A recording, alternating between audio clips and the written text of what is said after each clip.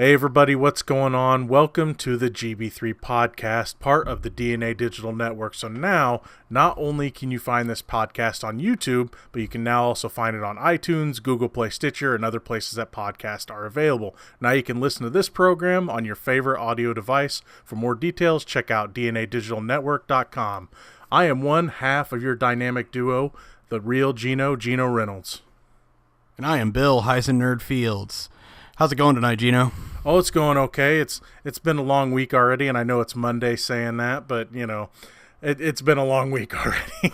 Yeah, it's been a long few weeks for me. So I'm glad that I'm finally back in the saddle, and we can kind of, blow off some steam and have some fun. Man, I'm glad to have you back. I know you've been going through some stuff, and we're not going to share that, of course. It's personal stuff, but just know I'm glad to have you back and glad to be working and glad to be talking to you again. You got it, man. So we'll go ahead and start talking about, as usual in our program, we do a couple of different quick articles that kind of were happening in the current business right now. And we'll also have our main topic of the night. But we'll go ahead and start talking about our quick things. For me, I actually saw a Polygon article this morning regarding the famed arcade record holder Billy Mitchell. Also was a big part of a documentary called The King of Kong, which is about kind of an underdog guy trying to beat Billy Mitchell's score, and there was a lot of controversy around that film. But this article kind of talks about Billy Mitchell and his record holdings for Donkey Kong. And from footage that they had shown, or had seen that he had provided, they are starting to see evidence that it might be from emulation rather than an actual cabinet. And I thought this was kind of interesting because, first of all, I think that, obviously you can't be using an emulator for record breaking, because obviously there's too many ways that you can manipulate with emulation by doing save states or things like that to be able to manipulate the video. Also, a really big takeaway for me is I don't understand the concept of submitting video for record placement anyway. I think that, again, with editing and so many other things, there's too many ways to manipulate that. I feel like it just needs to be a situation where you have somebody in place to be able to do that. I don't know. What are your thoughts on that, Gino? Well, first of all, Twin Galaxies, they work with Guinness every year, and the King of Kong kind of showed the beginning of that. They do allow MAME records, but Billy Mitchell, they're saying that he allegedly played MAME, but he's claiming it to be a cabinet. So that's kind of the big dispute right there. If he was claiming it to be MAME, there wouldn't be a big problem, but the fact that he's like this legend, and he was the first person to quote-unquote finish Pac-Man, which you get that weird half and half screen where half of it's messed up and it's barely playable and everything. So he did do that. But he also claimed the Donkey Kong record for a long time, and then, like you said, the movie King of Kong was him against Steve Wiebe, fighting for that record. And as Wiebe broke his record finally, Billy Mitchell submitted a tape that was him breaking 1 million points. And even in that movie, there was issues with the tape, because you would watch when the score was rolling over, it looked like there was some tape fuzz and everything else. And of course, that's a big contention in the movie. They don't really solve it in the movie, but it looks like it's coming back to bite him in the butt right now. Justice. Yeah. And that's just it. Yeah, Billy Mitchell was definitely the villain, the quote-unquote villain of the movie. Now, granted, Steve Wiebe's not without controversy. There was some things with him as well. They're not as well documented, but I would love to see a King of Kong 2 just to kind of cover this, some more of what's happened. Yeah. But, my thoughts are, if he wouldn't have claimed it to be cabinet, I wouldn't have an issue. But it's the fact that he's trying to pass off the whole recording thing. the best way, they said, I've read a lot of articles on this because the King of Kong made me study lots of different things, and people have released rebuttal videos and everything else on YouTube. And if you haven't seen any of this stuff, watch all of it. If you haven't already seen King of Kong, it's interesting. But the best way you can do it is you shoot over your shoulder, so where they can see you playing, and then you watch the game right in front of you, because any editing you do that way, you're not going to be able to edit just the screen. Your body would be jumping all over the place and everything else. And then, you zoom in on the score when you're done is kind of how they like it. But then again, in King of Kong, Steve Wiebe, got a really good score, and then he had people come into his house and investigating his machine, and they were friends of Billy Mitchell's, and there was all sorts of controversy of them checking his machine and everything else. So this whole thing, for a movie that was supposed to be about a bunch of different video game players, became this battle between the underdog and the man, I guess you could call him, and what links the man would go to stop someone from breaking his record. And now we're seeing that he may have played dirty, because didn't they take him off of, he's not off Twin Galaxies yet, but he's off some Donkey Kong scoreboard now, where they were the ones that discovered or helped to discover the whole MAME cabinet discrepancy. Am I correct on that? Well, I know that on Twin Galaxies, I think that he's the only one amongst the record holders now that has a status of in dispute right now. Okay. So obviously it's in the process.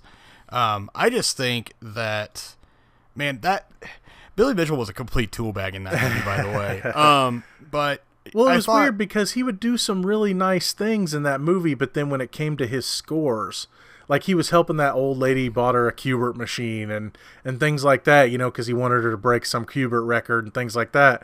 But then when it came to anyone challenging his score, that's when he got cocky. That's when he got manipulative, where he would say, "I'll show up and play you," and then he doesn't.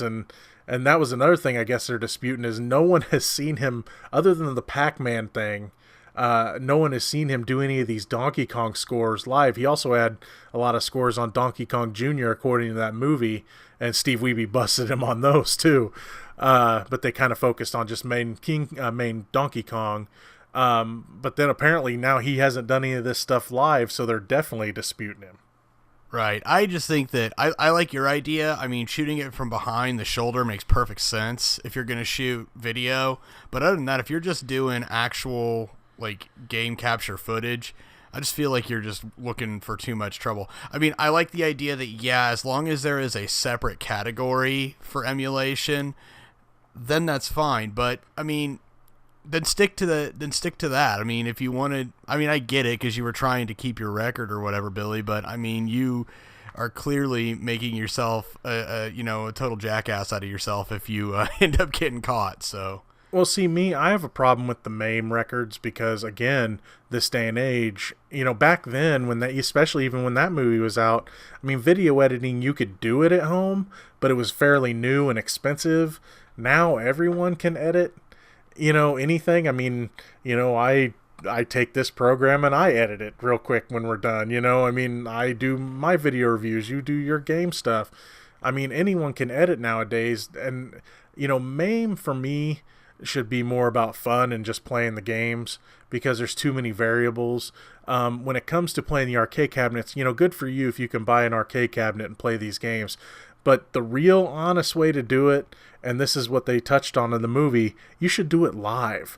If you're gonna, or at least with people watching you on their machines, where it's set to their rules or whatever these quote unquote specified rules are. Because there's a big controversy in that movie about a guy that supposedly has the record for missile command.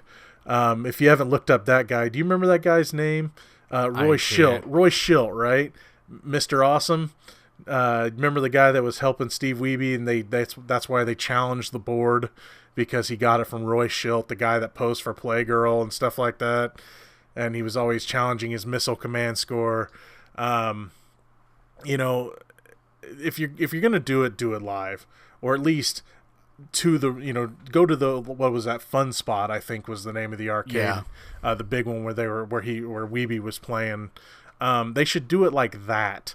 If you're really going to go for record breaker scores. Now I know that a lot of people, can't always make those trips and everything. That's why they allow the tapes. But if you watch the guys that are the judges of these tapes, they had boxes of tapes where, the guy, that's all he did was he would go home and watch tapes for hours upon hours upon hours. He's not going to be able to catch everything. Oh, yeah. And he can even, and he just all of a sudden he gets to decide, well, this isn't legitimate, even though it could be. I mean, there's just so many variables that way too. So the best way to do it is do it at least in front of a judge, if not in front of a crowd. I don't see why you wouldn't want to do it in front of a crowd anyway. I mean, if you're going to break a record or do something like that, you want people there cheering for you. I think that would make the most sense anyway. Well, that was the point that Steve Wiebe was making in the movie, was he's like, I keep making these trips. I mean, he's just a poor school teacher, just trying to break this record. And they kind of talk about how he's got a little bit of OCD and everything.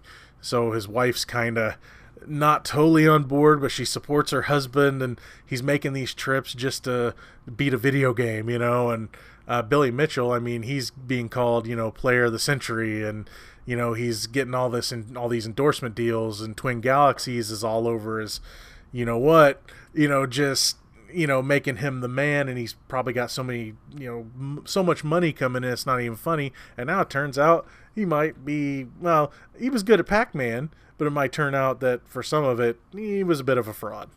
Yeah. I mean, it's unfortunate to see that people let their pride make them do stupid things. I mean, I don't know, man. I just think, like, if you want to be good at something, then be good at it instead of cheating your way through it. Well, let me say this. Was it his pride or was it his mullet? That's what yeah. that or his USA ties. Yes. I remember the scene in that movie where he was asking, do you know what I put on my high scores? And he's like, tightening up his tie. And he was expecting the guy to say USA because usually he wears America ties, and he wasn't that day. And it was just pretty funny. It kind of made him look like a moron. But again, and if you haven't seen that movie, it's not too hard to find. If you find it in a store, you can find it in a cheap bin. It's totally worth the watch. And then, like I said, all the stuff on YouTube, the supplemental stuff from the people that were in that movie, just makes that movie even better. Right. I'd seen it on Netflix years ago. I haven't picked it up again, but and I do need to watch that supplemental material. That looks pretty good, but I don't know. I mean, just to close off the subject, I would just say, if you're out to make records and do something with it, or you want to be professional with your games, you need to do it the legit way. Whether that's these arcade games and doing it with a cabinet or in front of a crowd or a judge, whether that's using proper materials if you're going to be doing speed runs, things like that, or at least being honest about your speed run if it's being tool assisted or anything like that. It's just about being legit, man. Yeah, most definitely. What we're going to talk about now, my subject of the day, is Marvel. Marvel's riding pretty high right now. I mean, they've got the biggest movie in the world right now with Black Panther, and the Marvel movies, I mean, not all of them are great, but they're usually pretty good, if not great. And of course, Disney just got Fox, so they're piecing that Marvel puzzle together. But okay, Marvel movies are doing well. Why aren't Marvel comics?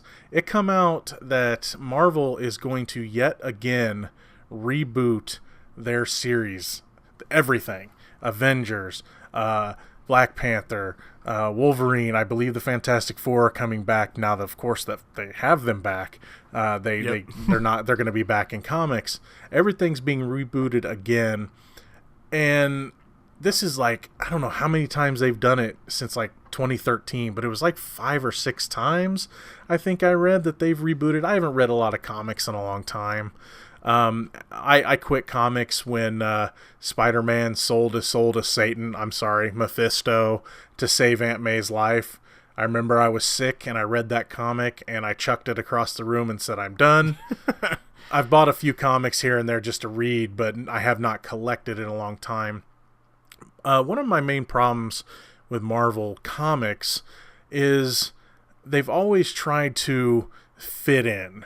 One thing that they did that, look, I have no problem with diversity.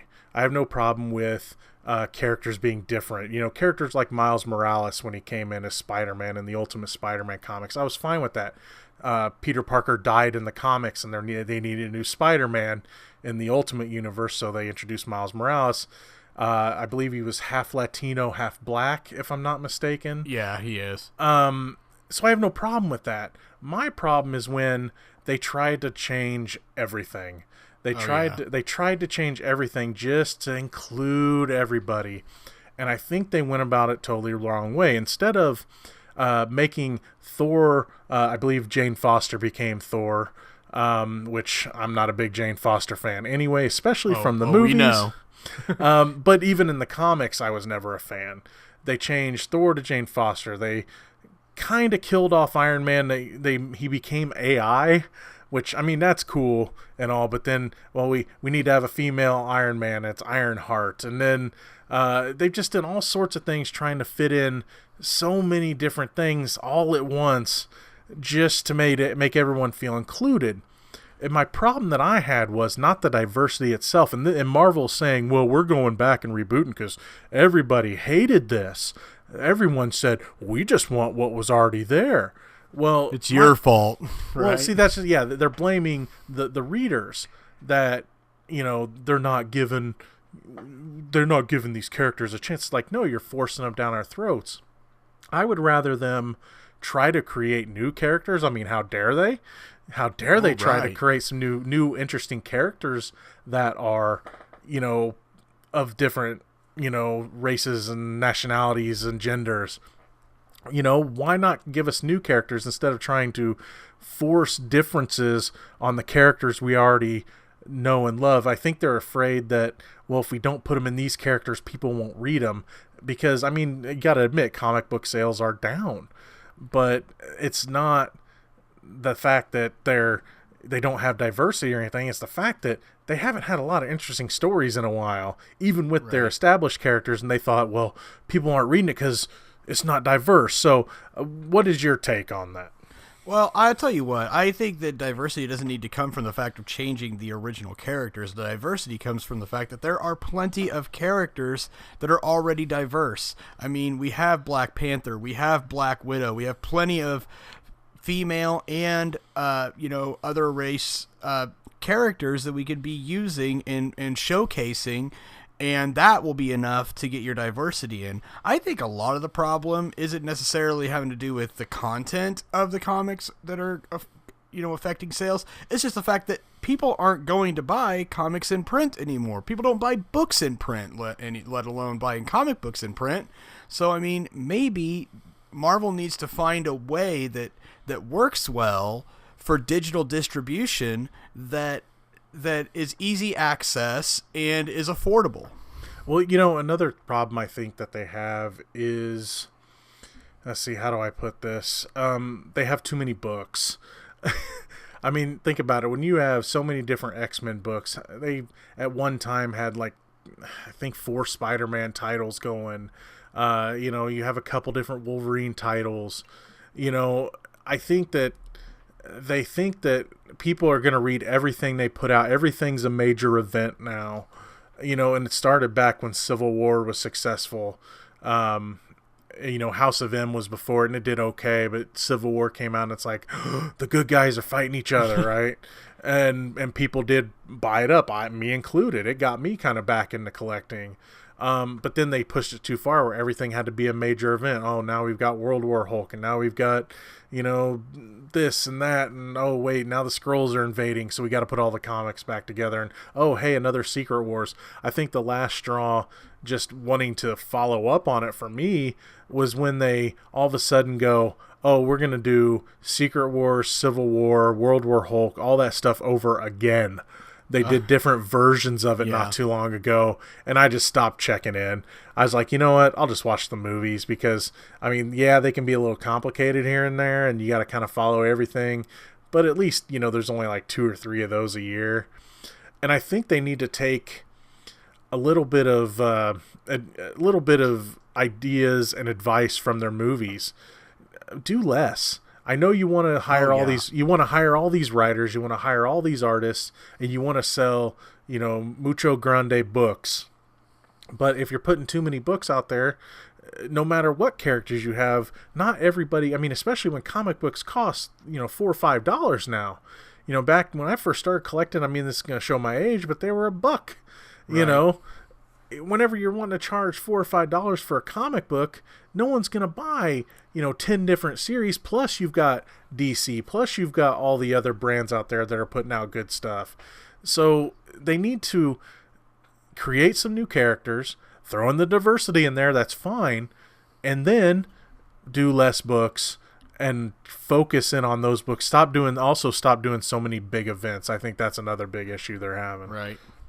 What okay, here's another novel concept. If you're trying to make money in a consistent stream, why not offer digital distribution under a subscription service, so that, let's say I want Marvel and I have access to anything that they publish digitally, and I pay X amount of dollars per month to be able to have that.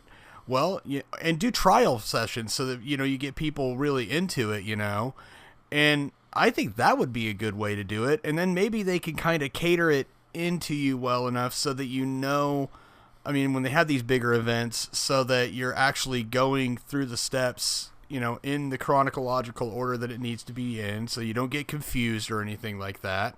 I don't know. I think a subscription-based service, especially this day and age, it might just be the way they need to do it, as opposed to piecemeal.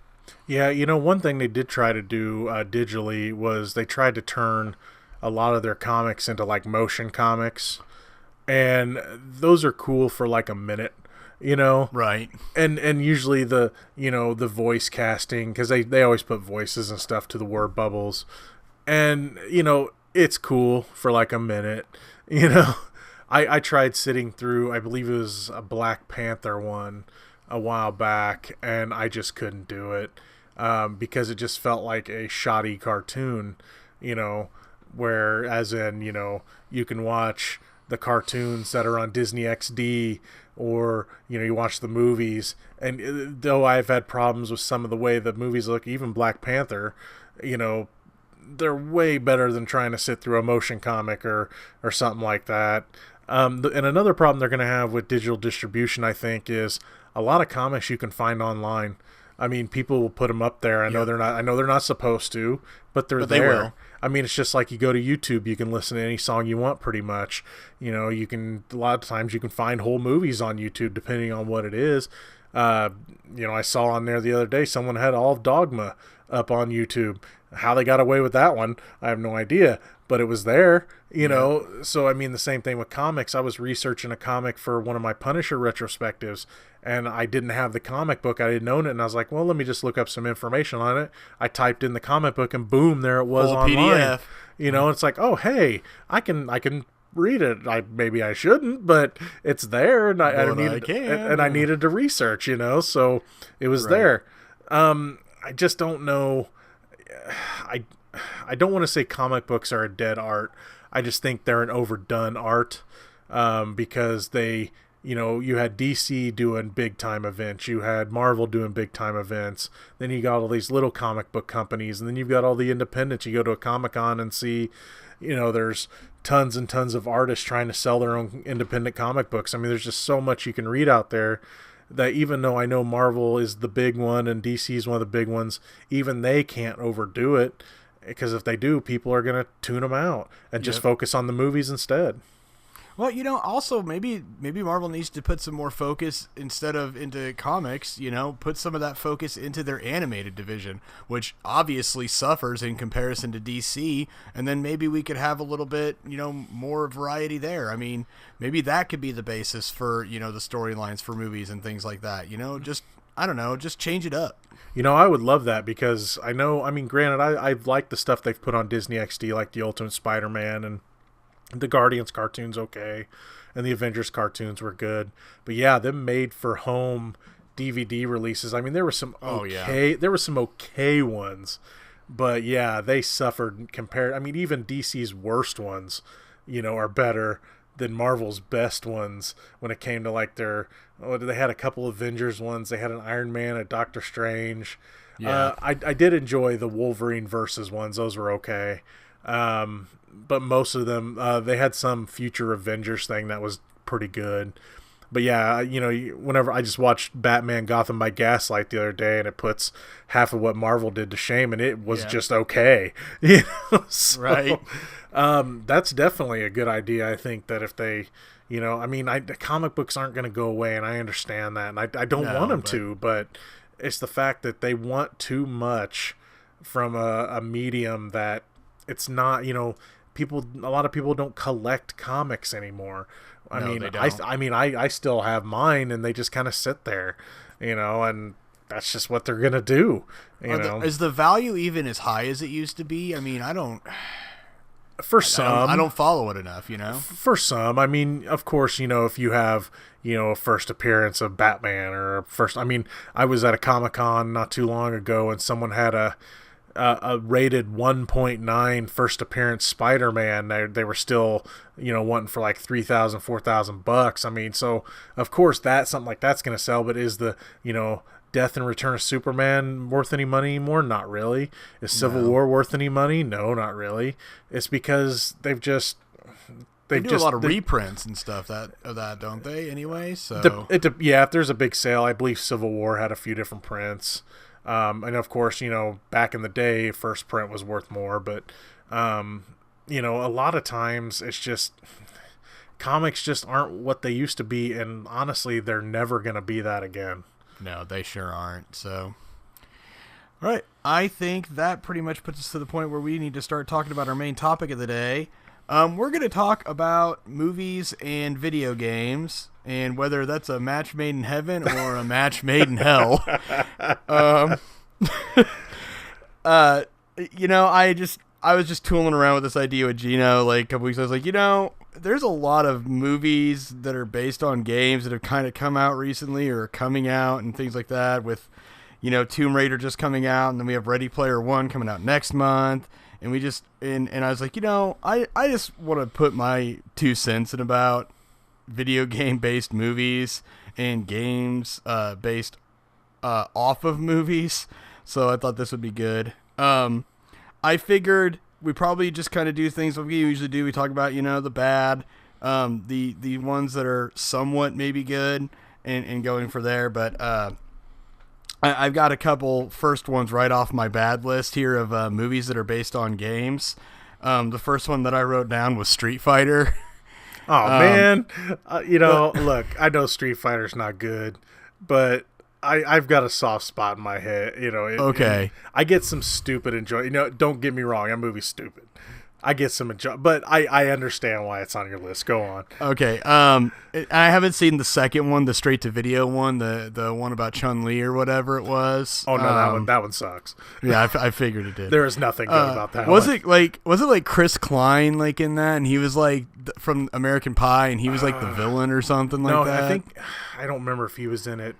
Neil McDonough was in it, and he was M. Oh, Bison. that's right. And Kristen Kruk was Chun-Li, which I get that, I get the look, but yeah, that it's don't even consider if you even think about watching it, you're hurting yourself. Let's just leave it at that. I guess maybe my thing with Street Fighter was the fact that it came out right around when Mortal Kombat came out, and Mortal Kombat was a superior film. So that's definitely. And then let's see next here. Oh, Double Dragon. I got that on my list. Oh my goodness.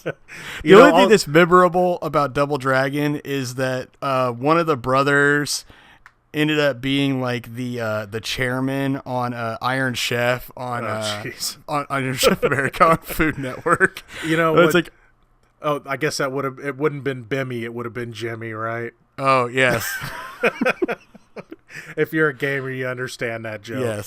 Yes. What else you got on your bad list? I haven't seen it yet, but and I haven't seen either of these two, but I know that they're apparently horrible anyway. Assassin's Creed. Yep, it's bad. It should have been good. That was a problem. That movie had a lot going for it, and then they gave us the movie, and it's a mess. It's a complete and utter mess. Max Payne. I'm gonna leave you to rant about that because you're the Max Payne guy. And then my biggest one, and this is, you know what? This is probably the worst movie I've ever seen, and it is an hour and a half at least that I will never get back of my life, and that is Final Fantasy: The Spirits Within. I forgot about that one. Oh man, that movie is It was neither bad. Final nor fantasy. Oh my god! And nor did it have spirit. No. On a couple, did you mention Super Mario Brothers? I haven't. I want to talk about that one because that is yes, it's a bad movie, but I guess you think about Street Fighter the same way I think about Super Mario Brothers. It's got that soft spot, and also it's just one of those ones where it's like, it's really like kind of on the Batman and Robin level of I can watch it now, and this movie is so stupid it's funny to watch. Oh, and it's on kind of that list for me because I used to watch the crap out of it. The best part about watching that movie is to listen to interviews from like John Leguizamo or old interviews from the other cast members. Bob Hoskins. Talking about how they were plastered during the filming of that because they hated the experience so much. If you ever get a chance, check out those videos and those interviews. Good stuff. A couple that I have on my list, Wing Commander. I forgot all about that too. Yeah. Freddie Prinze Jr., wasn't it? Yes. And what was I can't remember the guy's name that he played Shaggy. He was Maniac. Yes, Matthew Lillard. Yeah, you go from having you have parts 3 and 4 of Wing Commander has Mark Hamill as the main character in the full motion video parts. Granted, you had kind of puppeted type Kilrathi who were like cat aliens. They were kind of cheesy in that game, but it worked for the time. And you had Biff freaking Tannen as Maniac in those games, right? One of the best parts of both of those games. And then you get this movie, and the Kilrathi look like shaved rats. You had Matthew Lillard, you had Freddie Prinze Jr.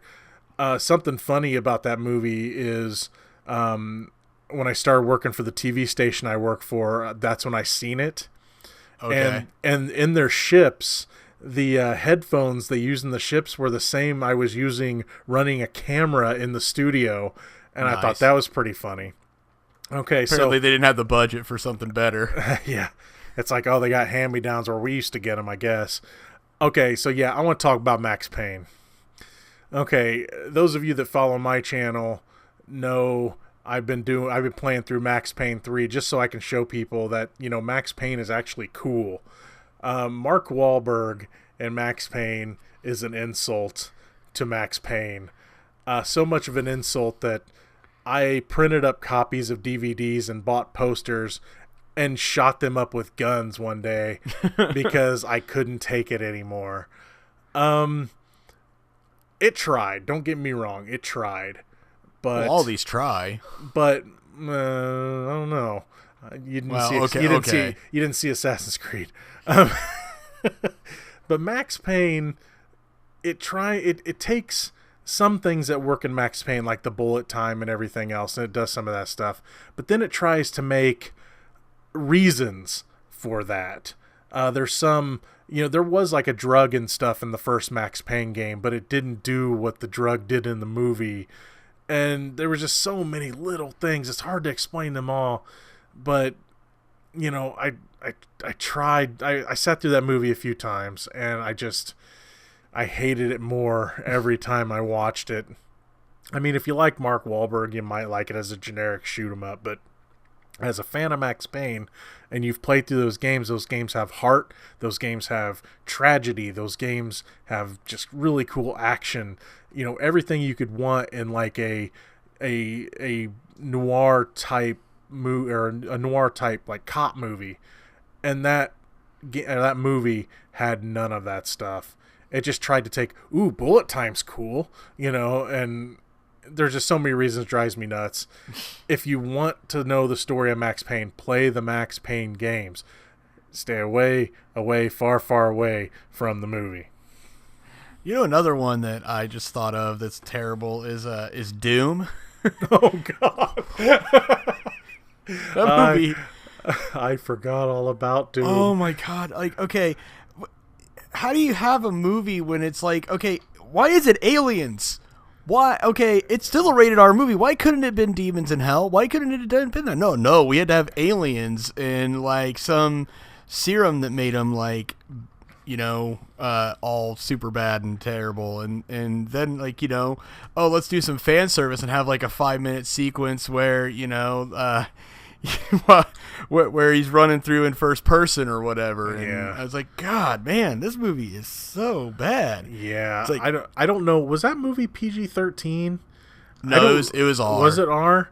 As I was wondering yeah. if maybe they had to change them to aliens to keep it PG-13. But you know, I blocked that movie out of my head, which of course is why I didn't put it on my list. But yeah, Doom wasn't good either. All right, let's talk about good movies. There's not a lot of them. No, there's But, not. I mean, because because you could tack so many more on the bad ones, like the first Hitman movie. You know, there's all sorts of them out there. Let's talk about some good ones, because there's not a ton of them out there, but there is a few. Okay, I already mentioned Mortal Kombat. That's obviously on my list. I never saw the second one, but I mean, I enjoyed the first one. Okay, everything that the first one did right, the second one did wrong. Oh, okay. The second one is a pile of garbage that couldn't even get green screening right. Oh, wow. The first fight, there's parts where people are fighting and they're clipping out. And I noticed that I didn't even know what green screening was when I saw that movie the first time. And I was like, why are they disappearing? You know, like someone will uppercut someone and their arm will start to disappear and things like that. Yeah, the first one, yeah, it's got some stupidity to it, but it's pretty faithful to Mortal Kombat for the most part. The Goro stuff was really cool. The Johnny Cage fight with Goro, totally worth the price of admission. Those are $500 sunglasses, asshole. You know, I mean, that's a great scene, but the second one definitely not worth watching. And I mean, this will be on the list. I haven't seen any of them, but obviously if there's enough of them, there must be a following and people like them, is the Resident Evil films. You would be wrong on that. Those are not good movies, and somehow they made money. That's why they made more of them. Okay. Well, I figured. I was like, there's still people out there watching these. It's probably the same people that have watched like all the Underworld films too, you know? That's probably about exactly. It's the same fans. I mean, because they're kind of the same movie in a way. Right. My problem with those movies is the main character isn't even in the games. Alice, who's the main character in the movie, and then they would tack on all the movie characters here and there throughout the whole series. The one of the Resident Evil movies, it was a few of them ago, was the first 3D movie I had ever watched. I walked out of that movie with a migraine. And whenever the last one was finally over, called the final chapter, yet they teased another one anyway. Yeah, I walked out of that theater throwing up birds in the air because I was so happy it was going to be over. They got less and less fun. The first couple are okay. I don't like them, but they're okay. I understand why people enjoy them, but the rest of them, after probably part 3, they just got annoying. And they became the same thing, and the last one didn't even have a cohesive story. So, yeah, they got a following, but not a very, I don't want to say educated following, but they've got a loyal following, but even then, they're not very loyal to the games other than with some of the characters.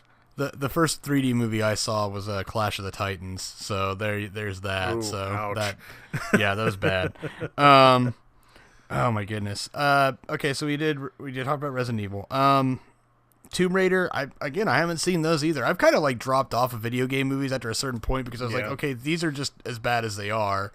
Have you seen? I'm taking you probably seen both of those. Yeah, I don't remember the second one very well. The first one I remember being okay. I know the Nostalgia Critic did a big review on it the other day, and I watched that because I didn't really remember the movie that much. And I remember it's like, oh yeah, I kind of like this here and there. I mean, it's Angelina Jolie running around as Lara Croft. I mean, the image alone, sells tickets. But are they good movies. The first one's better than the second one. They're not really good, but you can make an argument for the first one at least being kind of fun. Right. And then, another piece that I actual movie that I saw recently, well, not recently, but when it came out, and this is kind of a dark horse, but as far as like actually a video game movie that was halfway enjoyable was Angry Birds, even though Angry Birds isn't really based that much on the game itself, but I mean, it's a fun kid movie, and it was okay. I liked that one okay at first. It got to a point where it would just became noise to me. Yeah. And you could probably see where I'm going for, like whenever they invaded the city, the pig city, that's where, I mean, some of the stuff before that was decent, especially at the whole anger management thing and all that stuff. It was okay. And I was enjoying it okay. And if my kids watch it, I'm okay with it. I would rather they watch the cartoons, because they're just shorter and just kind of funny. Whereas kind of like Looney Tunes-ish, the cartoons are, So I'd rather my kids watch that. But Angry Birds the movie, it's okay. I won't put it on my good list, but I can understand why you would. Okay, and then I guess we could also talk a little bit about not just movies but TV. I mean, okay, so obviously back in my childhood, these were probably considered good to me because it's all we had for video games, but the likes of the Super Mario Brothers Super Show with the Legend of Zelda and Mario Brothers cartoons that were in there, Captain N, the Game Master. Oh man, I used to watch that show every Saturday morning. Oh yeah, I'm with you on that one. But I mean, obviously looking back, I was like, wow, these are really horrible adaptations of these characters, especially now that we have a little more technology behind to be able to like get an idea what these characters are kind of more like. Particularly Simon Belmont in Captain N. He was pretty much embarrassing. But one that, and I stand by this, that this is probably the best video game adaptation on anything.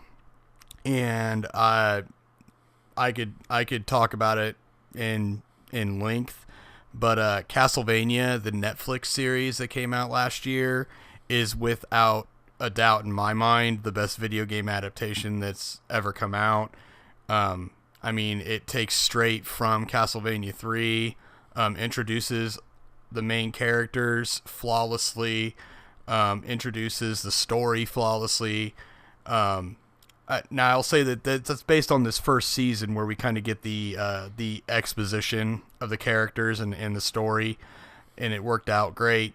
Now I'm having high hopes that when we really get into the actual action and the story of the game after we've introduced the characters, I hope that works out well too. But I thought it was awesome. Yeah, I really liked it as well. I'm going to reserve judgment calling it the best ever. I mean, granted, it's a step above a lot of them. But how many episodes were there? There weren't many. Yeah, there's only 4. So I mean, it's a little too early to tell. I mean, they could just mess it up. I don't think they will. Adi Shankar, who was behind that Venom short film on YouTube and that Punisher Dirty Laundry, he's the producer of the Castlevania cartoon. And he's also going to be producing an Assassin's Creed cartoon, which I'm really excited about after seeing the Castlevania adaptation. Yeah. I think it's got the possibility to be the best video game adaptation. But I got to reserve judgment on that. I don't want to, don't get me wrong, because I loved every second of that cartoon. But you just never know. They may fall off the wagon the next part of the season. I know they're working on the next part of that season, or season 2 or whatever they're calling it. And I'm really excited for it, but I'm a little cautious because though we got something really cool at first, you just never know where it's going to go. They could run out of inspirations from the game or something and then be like, oh yeah, where do we go from here? Well, there's lots that they can take from, Don't get me wrong, but where are they going to go? And that's what I'm curious about. And that being said, I am excited about it. Yeah, with it being based off Castlevania 3, after you've kind of introduced the characters and who they are and what they're about, there's not a whole lot of story to that game, because, it's an NES game. There's really not going to be much to it. Yeah. So, there's going to be a lot more creative... they're going to have a lot more leeway to be able to create a story around that.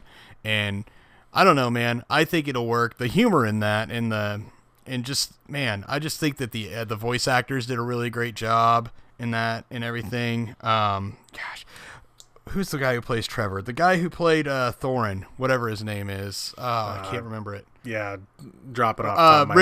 Richard Armitage. There I thought go. he was fantastic in that. So him and then Graham McTavish as Dracula was just awesome. So I think that's going to be great. Any of the, I guess, anything I missed on the good list that you had, Gino? For movies, I had a couple more. For movies that worked for me, the newest Hitman movie wasn't bad. And what was neat about it was, I don't think they were technically erasing the first movie, but the way they started it was, the Hitman had been going for a while. So the newest Hitman isn't bad. I'm not going to say it's a great movie, but I wouldn't mind seeing another one. And then ones that really stand out for me are the Street Fighter anime movies. The Street Fighter 2 anime movie, it's a little cheesy, but it follows the game really well. So you get all the characters, and some of them are, borderline just cameos, but you get a really cool fight between Ken and Ryu and Bison at the end, which is really awesome. And then the Street Fighter Alpha movies, where it's Ryu fighting his darkness within him, and then he has to fight Akuma and things like that. Those movies are really cool. Anime seems to really embrace video games really well. Because if you look at the Fatal Fury cartoons, those are really good too. Some of them are really hard to find, but if you're looking for faithful adaptations to video games, and Castlevania kind of goes along this, because it definitely has a very quote unquote American anime feel to it. If you think of something like Avatar: The Last Airbender, you kind of can see the influences that Castlevania kind of got from that. It kind of goes a little more the anime route, but so if you're looking for a lot of cool video game movies, check out some of the animes. They're not all good, don't get me wrong. Some of them are pretty bad. Are those Street Fighter ones, are they available anywhere to stream? I don't know if I've looked for those before. I haven't looked in a long time. They're not too hard to get on DVD, though, because at one time I had all of them. The Street Fighter 2 one is a different storyline than the Alpha ones. There's 3 Alpha ones, I think, that kind of play on the same story. So they're really kind of fun to watch. That being said, there's a Street Fighter animated series that was kind of crap. So I was excited to see it after seeing the Street Fighter 2 anime. I was like, oh, it'll be more of the same. And that's no, this is garbage. So, be careful what you get. Definitely check them out. Just don't go buying everything, because not all of them are good. Yeah. But there's some good ones out there. I guess moving on to the movie subject, I also wanted to kind of touch on movies that are based around video gaming, but not necessarily based off of a specific video game. Obviously, the big hitter here is the both Tron films.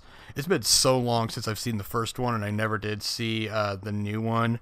But I know that those are critically acclaimed films, or at least the first one was. The second one was pretty pan. I enjoyed it, but man, is it full of plot holes. Yeah. It has a lot of problems. I just showed my son the first Tron a couple weeks ago, and I still love that movie. Yeah. He wasn't really into it at first until it got into the computer. Then he knew what was going on, and then he was really, you had to get to that part. And then the ending, of course, is kind of cheesy, but just the effects and stuff alone make that one worth watching. The second one's, I think it's fine, but the first one's definitely the better one. The third one kind of got canceled. Thank you, Tomorrowland. Tomorrowland doing so poorly is what got Tron 3 booted off the list, which is kind of still gives me another reason to be mad at Tomorrowland. But anyway. So another one that's from my childhood. Of course, this is just like one giant Nintendo commercial, but The Wizard. Oh God. And the funny thing is the Power Glove. It's so bad. It's so bad. And I just love the fact that like the kids never have played Super Mario Brothers 3, but like they're just like getting through it like the back of their hand and find the warp whistle and everything like it's nobody's business and stuff like that. Oh yeah, I mean it was that. I mean it was one of those. You rented the VHS guide. Was all that movie was. It's like, oh, hey, here's the guide to Super Mario Bros. I know you can't buy the game yet, except maybe at Christmas time, everybody. And then if you want to get further, here's how warp whistles work. Ta-da! Yep. And they tried to put a story around that. And I mean, poor Fred Savage. Yeah. I mean, don't get. I can watch that movie. I don't wanna. I think Christian Slater might be like the older brother or something in that too. I can't remember. Man, it's that been movie so long since I've watched it. Yeah. Oh man. I just remember they're trying to find the dinosaur. The kid wanted to see the dinosaur or whatever. California. Yeah, California. Yeah. I don't remember it all that well, but I do. I mean, if I remember anything, it's Super Mario Bros. 3 and the Power Glove, and they were playing Ninja Gaiden in the arcade, but it was in the Nintendo version. Things like that. I remember little things like that, but for the most part, I don't remember all that movie. Yeah. Another one on the bad side of video gaming based movies. Recently, Pixels. Yeah, that one was hard to watch. When Paul Blart is your president, you've got issues. When Sean Bean survives your movie, you've got problems. When Adam Sandler is the savior of the world because he's good at them video games, you got problems. Yeah. And when Josh Gad has children with a Q*bert turned girl, and they have little baby Q*berts, then you've got problems. Yeah. That movie is just, I can't believe people even claim to enjoy that movie, but All right. So I got two more here, and these are on the good side. First, Wreck-It Ralph. Oh, that movie's amazing. That movie's a great movie. I named it the best animated movie, whatever year that was, and it deserved every second of it. The only thing it was missing was Mario, and of course that was a licensing issue. It ain't gonna happen now. Oh, definitely, probably not now. I mean, he was supposed to have a cameo in the new one, so who knows? I mean, you just never know. They may have signed that deal before all this other stuff happened. Yeah. So yeah, Wreck-It Ralph. I mean, I love that it played to your nostalgia, but it also created enough new stuff that it felt like its own thing. I mean, yes, I know Candy Crush is basically a Mario Kart thing, and Wreck-It Ralph was kind of a Donkey Kong thing. Yeah. But it made it its own thing. Heck, I downloaded the Wreck-It Ralph game on my phone, and it was a lot of fun to play. So they made their own thing out of it, and I like that they were able to take what you knew and what was familiar, but then make it their own. That was what was cool about that movie to me. Yep. And then my last one here, it's not really even based around video gaming, but it pulls enough inspiration from video gaming that you'll understand what I'm saying. This is, and I'll stand by this one too, is my favorite movie of all time, and that is Scott Pilgrim versus the World. That's a great movie. Oh man, it's a very underappreciated movie. Yep. Those that don't get it don't get it. Those that get it love it. I love that movie. It took me a couple times watching it to really appreciate it. But yeah, I understand. I'm not as big a gamer as I used to be, but as a gamer, that whole movie is just full of gamer stuff. Yeah. And it does it all really well. Right. Well, the funniest thing is that I didn't know what I was walking into when I saw it in the theater. We just were, I'd seen like a couple previews for it, and I wasn't like loosely watching it. And I remember it was just a Michael Cera movie, and me and Danielle were out for a date, and she actually pointed it out and said, let's go watch this.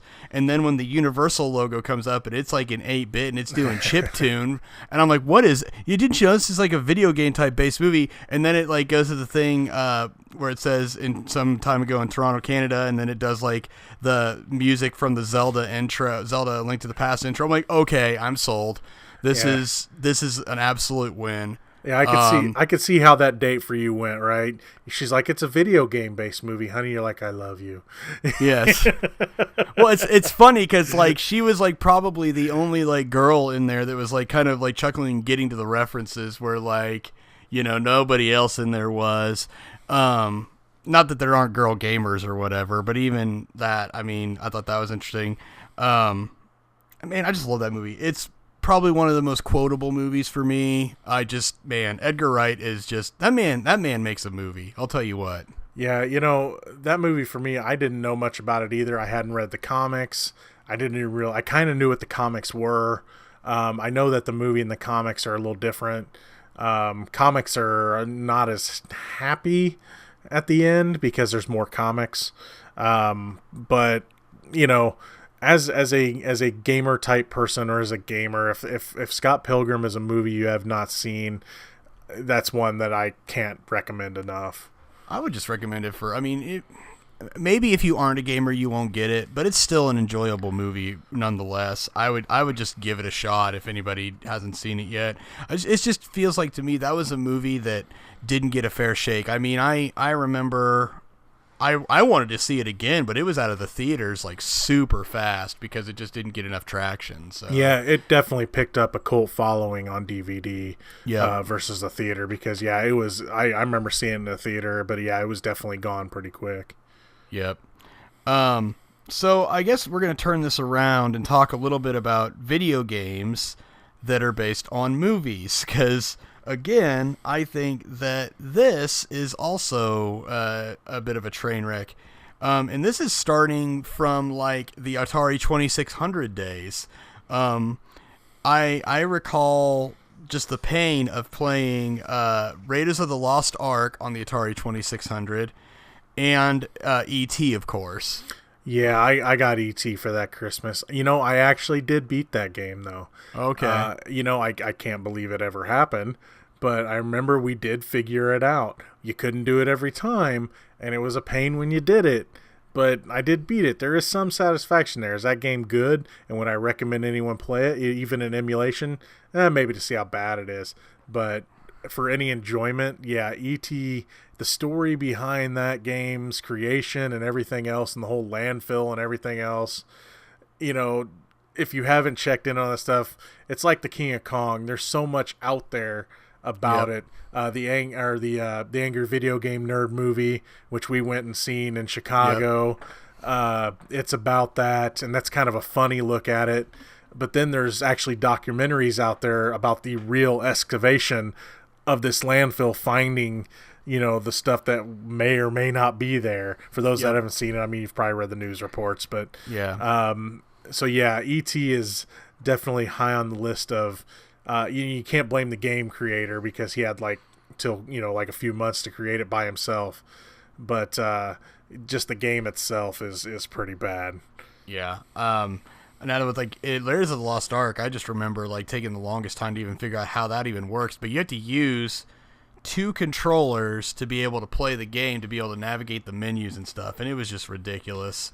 And you know, my 5-year-old brain wasn't gonna figure that crap out too easily. Me and my brother and his friend figured out how to play that, but we got to the map room, and we couldn't get any further. Right. And granted, we probably had the too long of a stick or too short of a stick. I don't know. I don't remember how that game worked, if it even was that detailed. But that game was a mess. I mean, there's been some messy Indiana Jones games. That's probably by far. I mean, you know, it is Atari. I give it a little bit of leeway. That being said, Pitfall was also Atari too. And Yeah. that was a better Indiana Jones game, especially Pitfall 2 Absolutely. than the With, Indiana Jones game was. Especially with Jack Black doing the commercial for Pitfall. Yeah. When he was like 12. There's a little history for you kids. Yeah. What else you got on your bad list? You know, there's a bunch. I mean, like anything by default, most of them are bad. Enter the Matrix for the PS2 was bad. Most NES and SNES games that were based on movies, with a select few that weren't bad. Batman by Sunsoft for the NES was really good, based off the first movie. Loosely based off the first movie. Yeah. That was good. The Super Star Wars games, I thought those were actually pretty good. They were hard as balls, but they were freaking good. There was also an Indiana Jones game that used that same engine by LucasArts. Yeah, that game's great. That one was good. Man, granted, it didn't have Crystal Skull at the time. So right. But I mean, yeah, but like most of the games, I mean, I could remember there were a bunch of bad Terminator games. Man, there were so many that I was thinking, man, this could actually be good, but then they fall on their face and they're terrible. I try to think of even Disney properties. There were very many. Any of the ones that were done by Capcom were pretty good in the 90s and the 80s. But once they stepped away from their contract with Capcom and did games with Virgin and other stuff, they were not very good. But as far as good goes, especially kind of nowadays, if you have a movie or an intellectual property and Telltale makes a game based on it, those are pretty good. They're kind of sort of similar to the point and click adventure type games a little bit more now. There was a Back to the Future one that came out a few years back. Not that it's based directly off the movies, it's kind of a sequel to the movies. And the voice actor they got to play Marty was actually pretty good. Trying to think of other things that are halfway good. Oh, the Lego films, even though they're not really... They're based off the movie properties and the movies themselves, but, I mean, it's a different spin on them. Those are obviously... I mean, they're good. They're all the same game, but they're good. Yeah. Well, when it comes to bad, Charlie's Angels, that game was an atrocity. Now, granted, I never liked the movie, but the game is worse than the movie, if you can imagine that. The NES Back to the Future game had barely anything to do with Back to the Future. Most RoboCop games, I would forgive the arcade one. It's kind of fun. But here's my fun one for a bad movie or bad games based on movies. This is a rarity. Street Fighter the movie, the game. It's a game based on a movie based on a game. Yeah. And it's basically the attempt to make Street Fighter Mortal Kombat. Yeah. Where they have the actors doing the same type of digitized stuff as in Mortal Kombat, and it is one of the worst things I've ever seen in my life. But that being said, the idea of it just boggles my mind. Sure. Yeah. All right, let's move on to good, because there's some good ones out there. They're rare, but there's some good ones out there. You got any more good ones on your list? Well, I mean, I know I talked about Batman. I've talked about I talked about the Super Star Wars games, and granted, there's a lot of decent Star Wars games out there, but they're not directly based off the movies. Obviously, Dark Forces, the /Jedi Knight series was pretty good. Force Unleashed was okay. I played the first one of those. But, I mean, there's a lot of Star Wars stuff you can do that's not just the movies, too, that I enjoyed.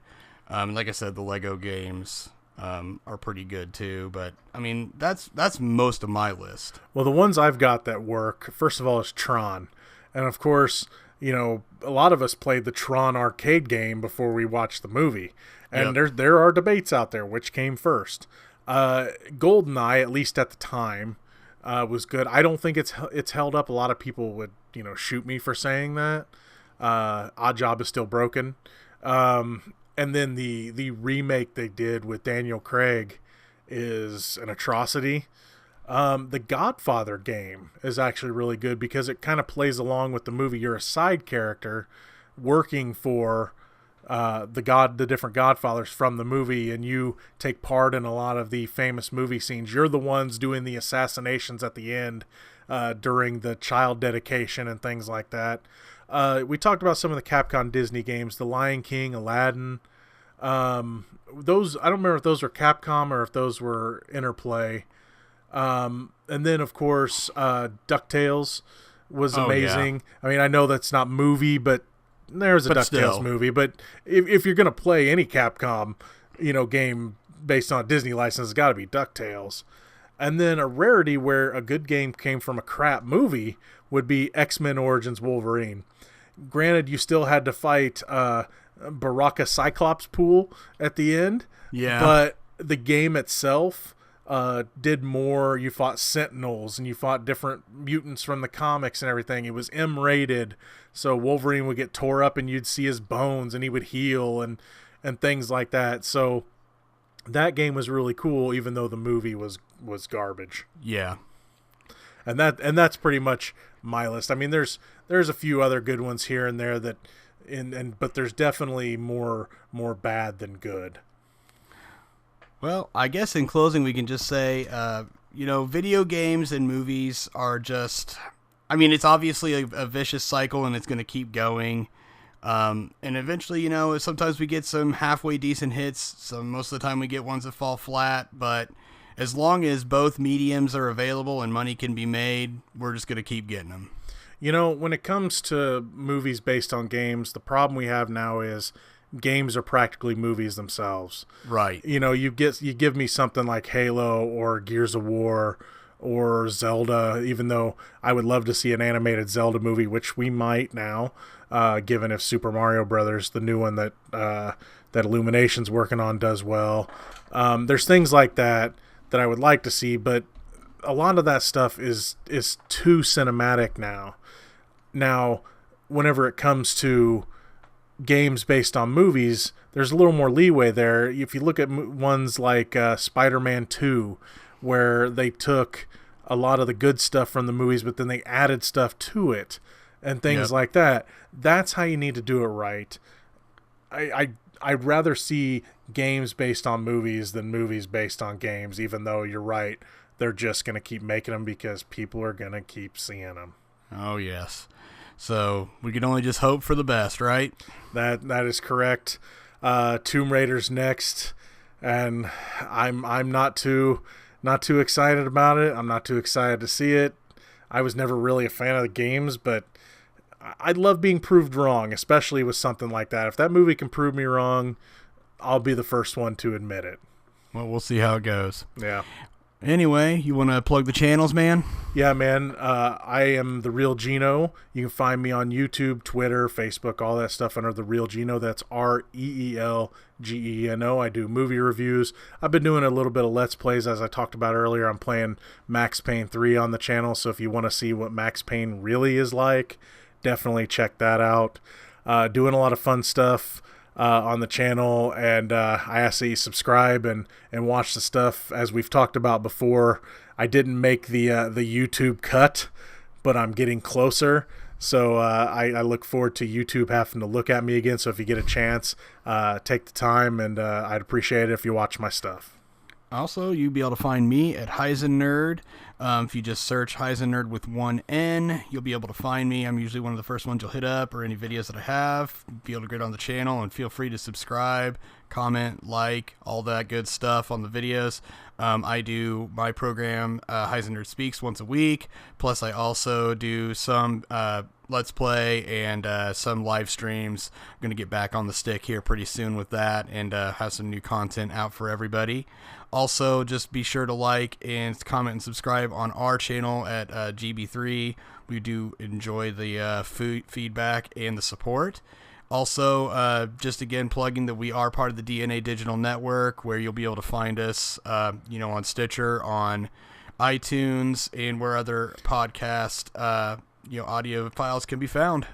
Yeah, if you want more information on that, go to dnadigitalnetwork.com, or you can go to gb3world.com where you can find a direct link to us. Bill, it's been good talking to you again. I'm glad we're back. Like I said, I know you've been going through some stuff, but I'm glad that you're working through that stuff, and I'm glad to have you back, and I'm glad to be talking with you again. Well, it's been good, Geno. So you want to sign us out, man? Again, this has been the Reel Geno Reynolds, and for HeiseNerd, peace out. Later.